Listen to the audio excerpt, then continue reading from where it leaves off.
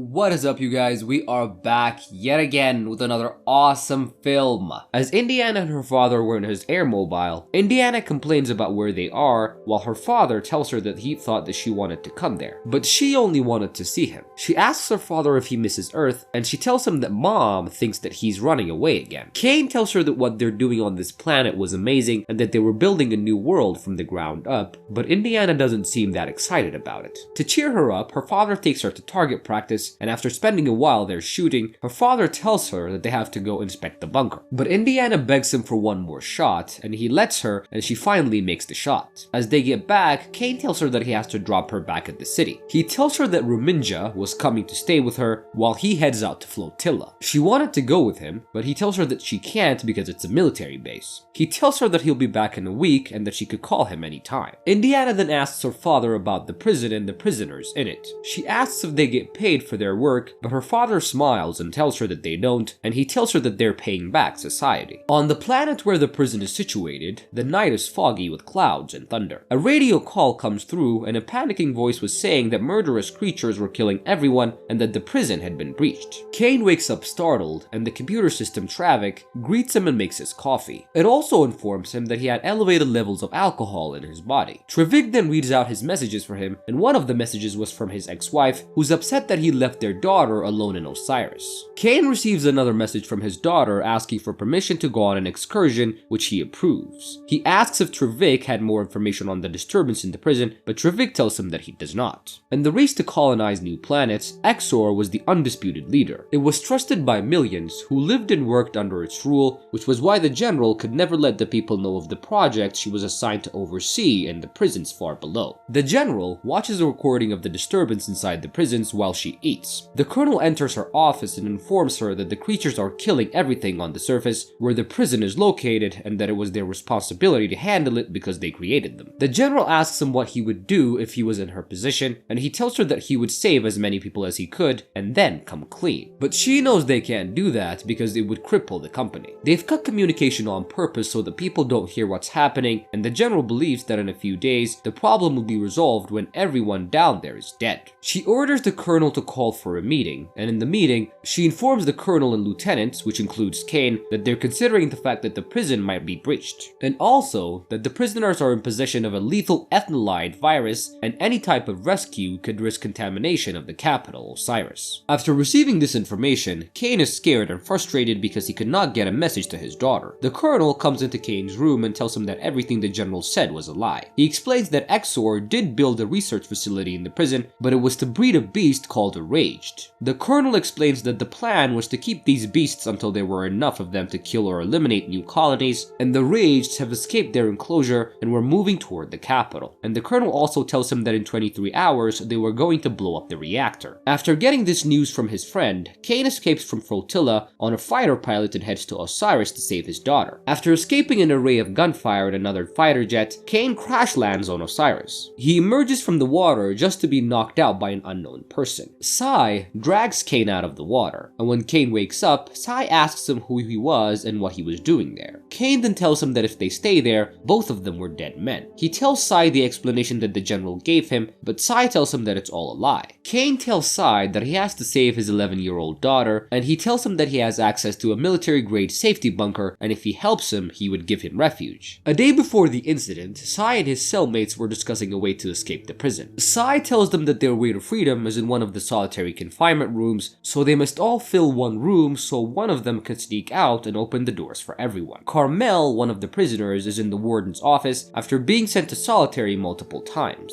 He keeps on antagonizing the warden until finally, the warden decides that he isn't going to send him to solitary anymore and beats him up until he's all bloody. After agreeing on the plan with his cellmates, Sai starts a fight that rallies the entire prison. The warden comes to enjoy the show too, but he didn't expect what happened next. The whole prison erupts into chaos. Once the warden has things under control, he puts Sai and his cellmates into solitary confinement, which was a room that continuously rotates, robbing the inmates of any rest and driving them to insanity. In the present, Sai and Kane are walking to Osiris. Kane tells Sai that they should head to a contraband outpost. Once they get there, they head into a bar and Kane talks to a familiar bartender. He asks her whose bus was parked outside, and she points to the couple that were playing darts. The bartender tells Kane to wait until the couple get off their high. But but Kane couldn't wait that long and tries to speak to them, but they end up attacking him. Sai comes over and negotiates on behalf of Kane, and the couple agreed to drive them to the city for 20 grand. The movie flashes back to 24 hours ago, before the incident. Mandel wakes up in a small circular cage. As he checks out his vicinity, the doors open and a giant monstrous looking creature walks out and stings him on the neck. Sai wakes up to the warden's voice in his own cage. The warden is explaining to Sai that the company needed more cost-efficient ways to make a hostile environment habitable for humans. He tells him that the monsters are actually his former inmates and that he would be joining them soon. And suddenly, the floor beneath Sai's feet opens and he slides down, and Bostock had managed to open all the cells. Vim runs toward them and tells them that they had opened the cells to the devil. The prison erupts into chaos as the creatures start tearing apart all the prisoners. Sai and his buddies manage to escape and are watching the prison burn down from afar. The warden is now killed and also transformed. In the present, Sai, Kane, and the couple are purchasing firearms from suspicious-looking people who are later killed by the same monsters that escaped the prison. The four travel in the couple's bus toward Osiris.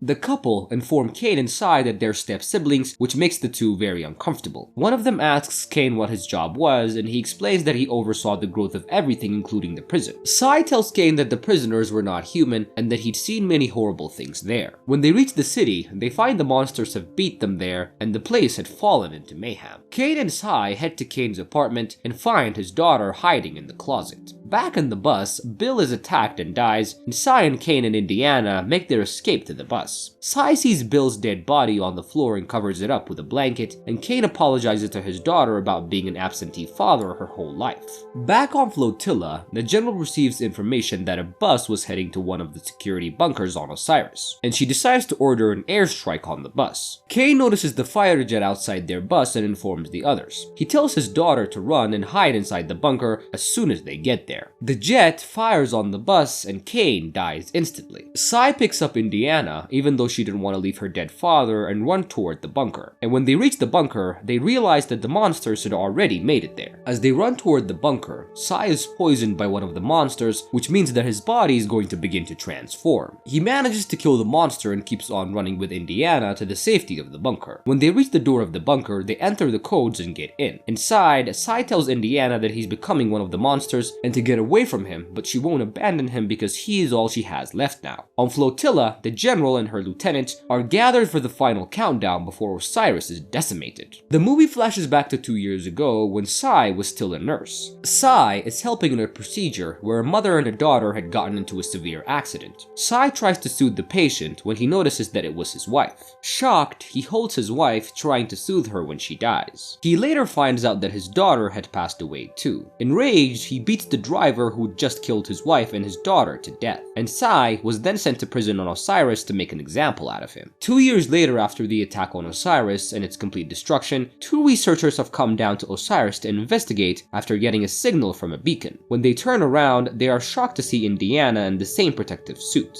They were about to head to her when Sai, who is now completely transformed, kills the man while Indiana questions the woman about Flotilla. Indiana tells the woman that if she doesn't want to die, she will take them to Flotilla, and Sai and Indiana have devised a method to communicate, and they've also devised a plan on the ship on their way to Flotilla. And the movie ends as Indiana leans on Sai and the ship flies them back to Earth. And this is how today's recap comes to an end. I hope you guys enjoyed this. Remember to leave a like, leave me a comment, and most of all, subscribe to my channel. I love you guys so much, and I promise to see you on my next recap. Bye!